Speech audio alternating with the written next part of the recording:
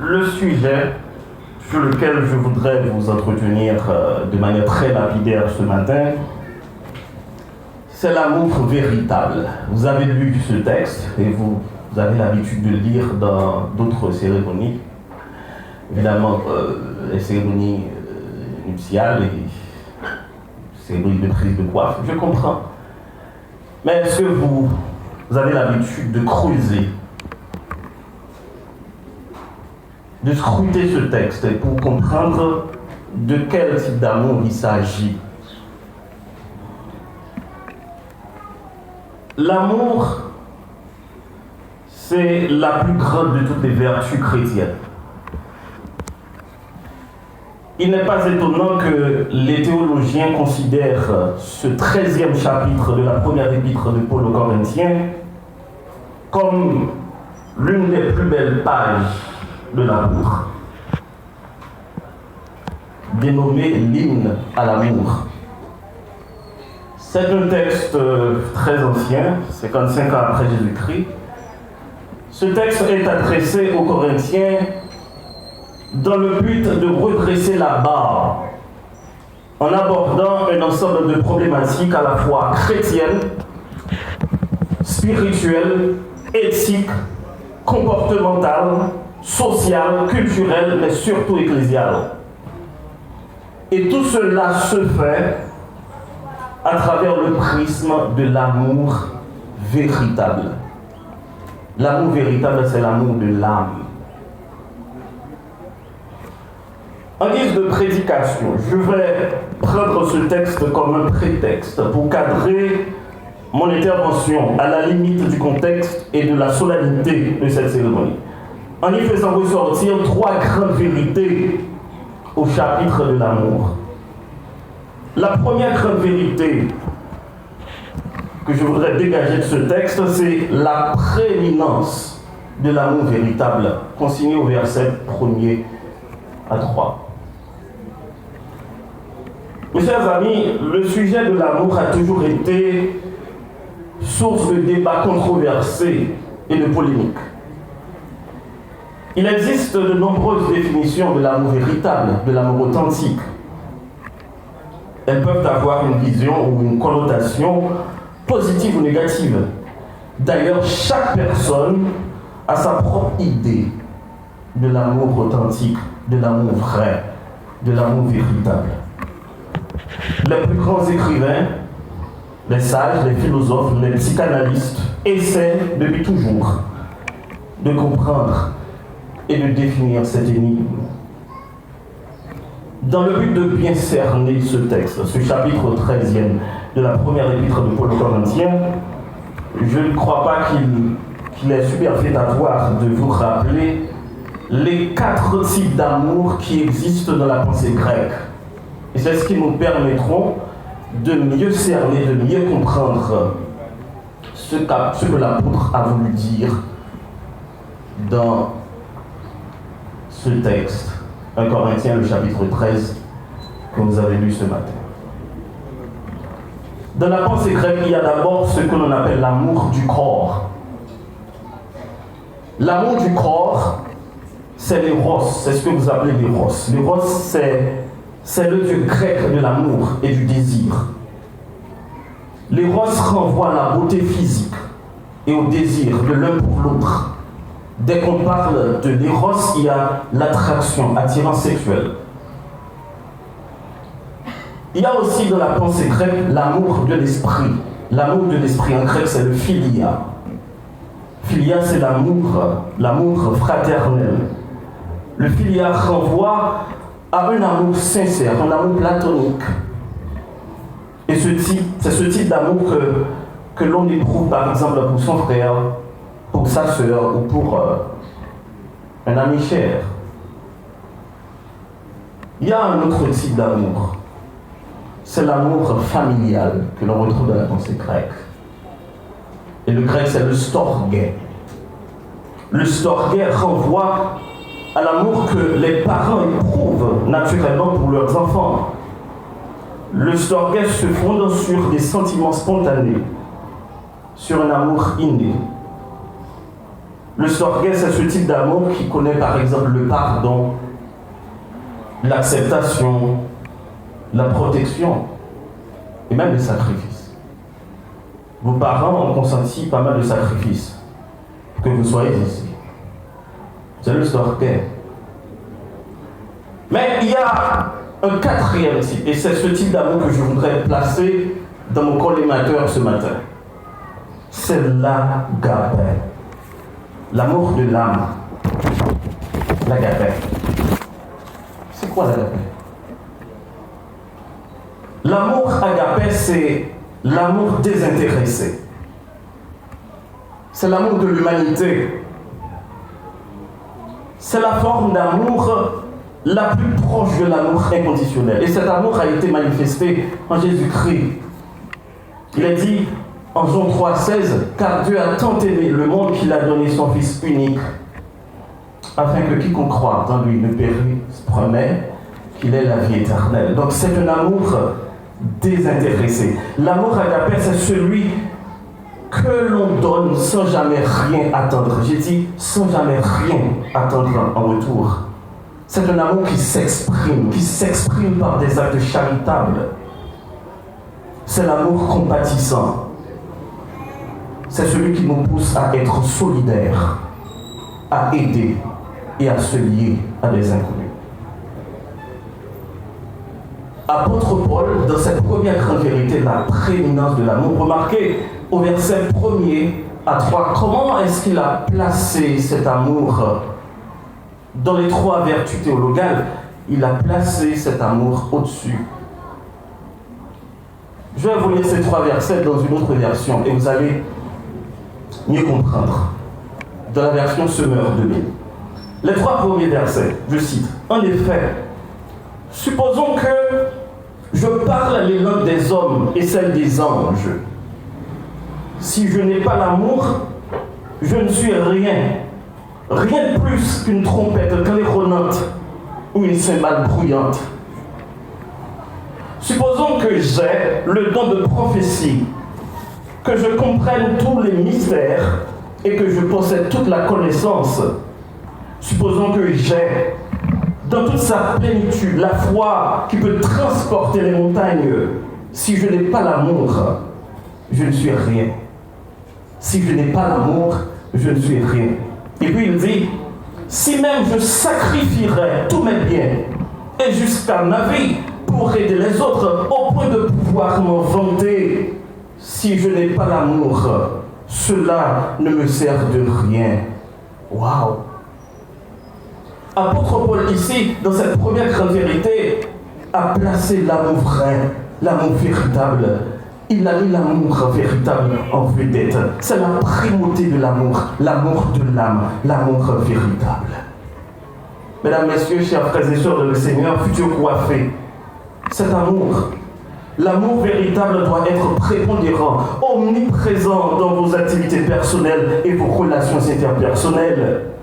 Ce devrait être le fer de lance dans l'exercice de la profession des sciences infirmières. Pour répéter Walter, il dit que la compassion est incontournable dans la pratique soignante véritable. C'est la pierre angulaire, c'est l'épine dorsale des attitudes psychologiques et morales requises de la part du soignant, infirmier ou médecin à l'égard des malades en souffrance et de ses proches. Malheureusement, dans cette société, le concept de l'amour est de plus en plus banalisé. C'est la barbarie, la criminalité qui battent leur plein. Plus d'entraide, plus de compassion pour l'autre, plus de dilection, plus d'amour pour son prochain, plus de compassion envers les autres. Le vivre ensemble est en voie de disparition de notre société, caractérisée surtout par l'individualisme, caractérisée par l'égotisme, l'égocentrisme, la privation de l'existence, repliée sur elle-même, l'autoréférence, l'autosuffisance, la dispersion de soi, sans ouverture à l'altérité. Il n'y a plus d'amour dans cette société. Et c'est absurde de constater dans certains de nos hôpitaux des patients qui souffrent, parfois à 2 doigts de la mort, sous les yeux d'un insensible, un médecin, une infirmière, ne manifestant aucune miséricorde, aucune dilection, aucun amour, mais enfermé dans son monde, plongé dans ses règles narcissiques, englué dans une culture exclusiviste, confiné dans son égomanie prétentieuse, caché derrière un titre, un grade, une blouse, une profession, en bafouant l'essentiel. Et l'essentiel, c'est quoi? C'est l'amour véritable. L'amour véritable.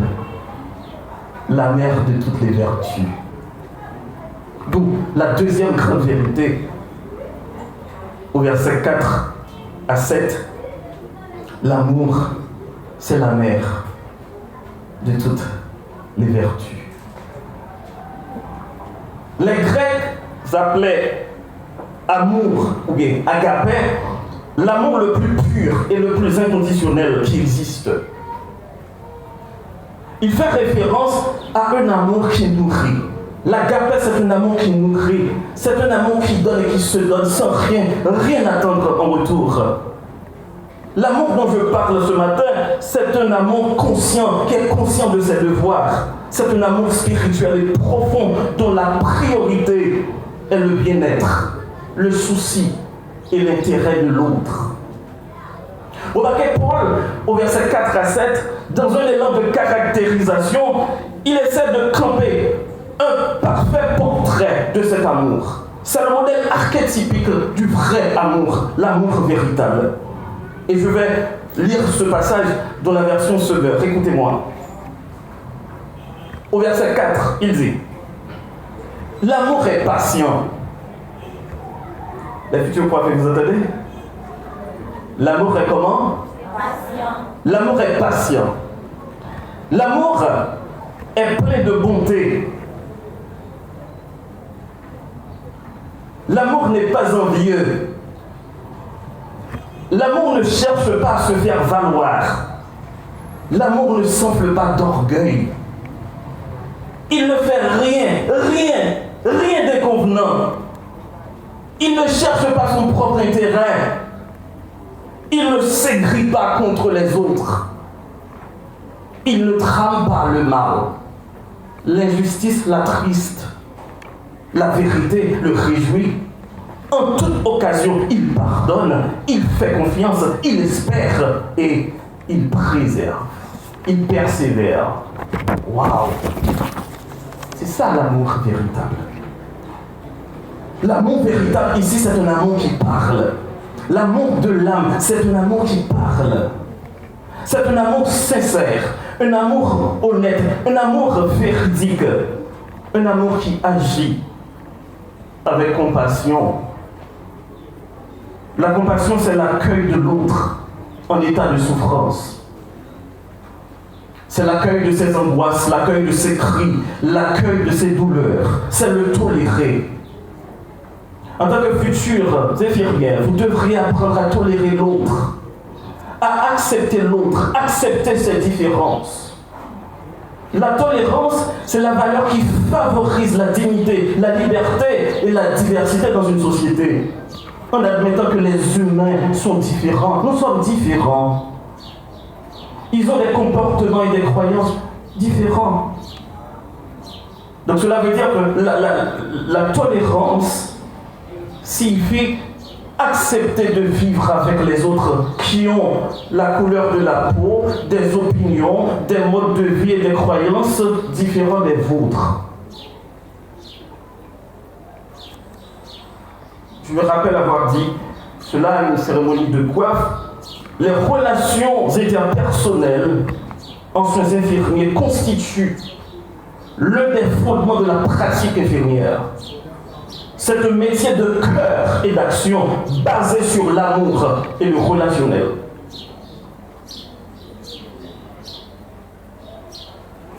Pour vous permettre de mieux comprendre, je vais terminer.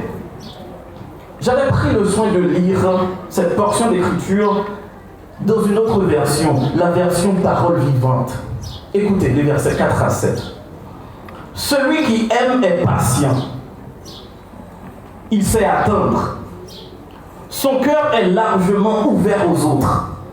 Il est serviable, plein de bonté et de bienveillance. Il cherche à être constructif et se plaît à faire du bien aux autres.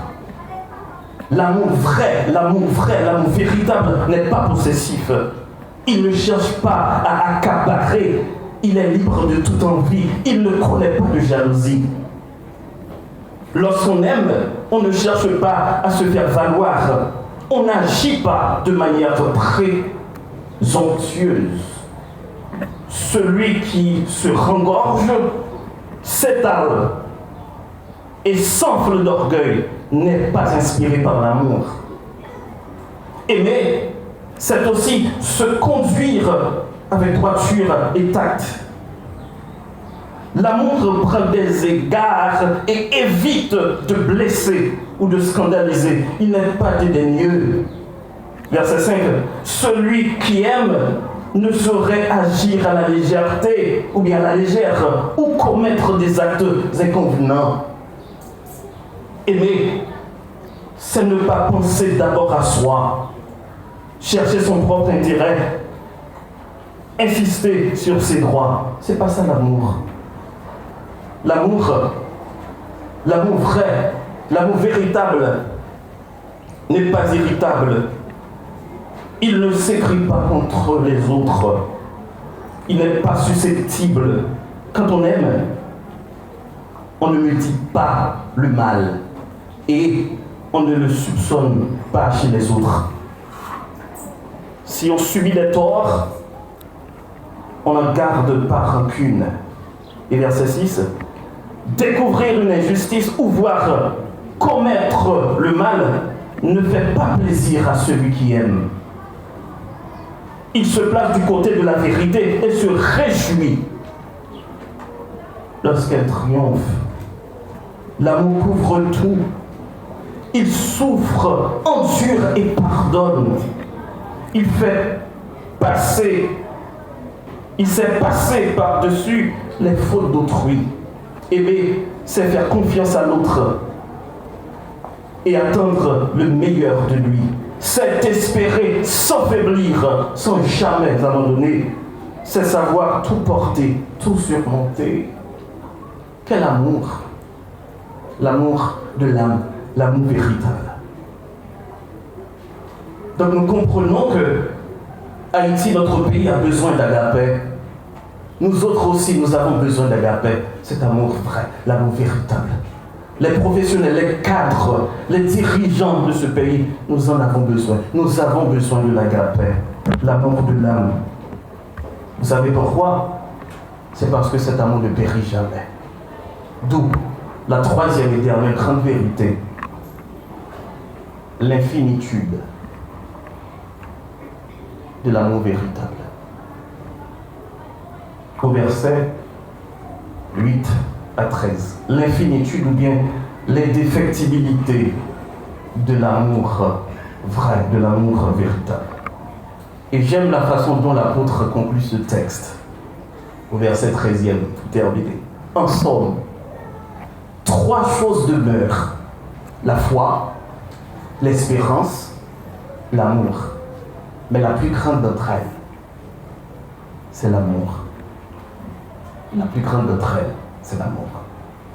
C'est ainsi que Paul termine ce chef-d'œuvre de texte en s'accentuant sur l'infinitude, l'indéfectibilité du vrai amour, l'amour véritable. 3 grandes vérités caractérisent cet amour. Sa prééminence. Deuxièmement, elle est la mère. C'est la mère de toutes les vertus chrétiennes. Et troisièmement, cet amour est infini. Et vous savez pourquoi? C'est parce que Dieu est amour. Puisque l'amour est divin. Conséquemment, l'agapé est divin. L'agapé est éternel. Car Dieu est éternel. Je vous laisse avec ce verset, Colossiens 3, verset 23. Tout ce que vous faites, faites-le de bon cœur, comme pour le Seigneur et non pour des hommes, sachant que vous recevrez du Seigneur l'héritage pour votre récompense. Qu'il en soit ainsi pour vous et que Dieu vous bénisse à provision.